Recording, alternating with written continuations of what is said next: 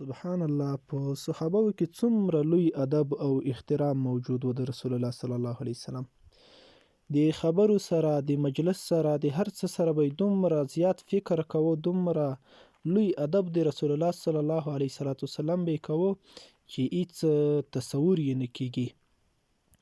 لیکن نن که رسول الله صلی الله علیه وسلم موجود نه دی، د هغه ورثه چې هغه علماء کرام دي هغه موجود دي، نو موږ او تاسو باید د علماء کرامو سره ډیر ادب او احترام یې وساتو.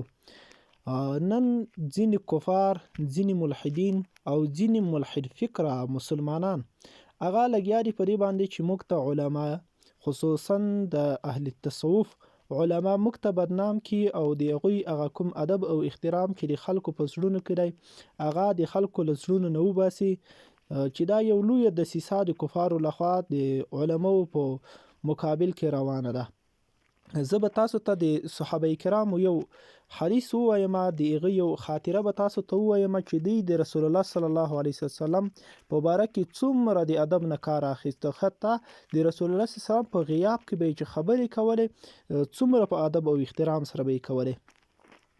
د رسول الله صلی الله علیه وسلم تره حضرت عباس رضی الله تعالی عنه هغه د رسول الله صلی الله علیه وسلم نه په عمر کې مشر و.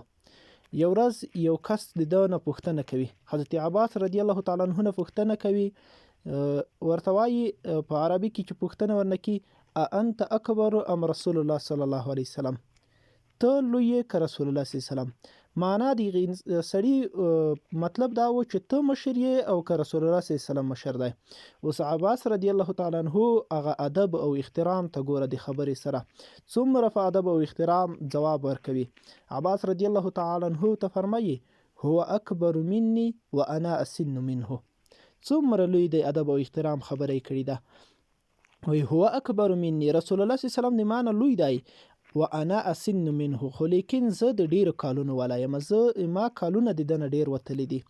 نو دومره یو لوی ادب او احترام په دې جواب کې پروت دی چې تصور یې نشي کېدای. یو خو ګوره د رسول الله صلی الله علیه وسلم خبره یې مخته کړ، داسې نه وایي چې انا اسن منه وهو اکبر مني. اول رسول الله صلی الله علیه وسلم ذکر کوي هو اکبر مني، یو دغه ادب کوي، بل دا ادب کوي چې اکبر لفظ چې دی هغه د لوی دپاره استعمالیږي. نو لوی که په اعتبار د عمر سره وي، که په اعتبار د علم سره وي، که په اعتبار د مرتبې سره وي، او حتی که په اعتبار د جسم سره وي، نو ټولو ته لوی ویلی کیږي.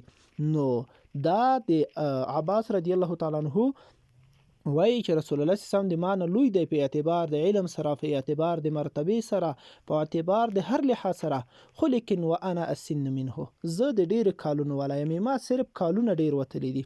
نو دومره ادب او احترام د صحابه د رسول الله صلی الله علیه وسلم سره موجود و.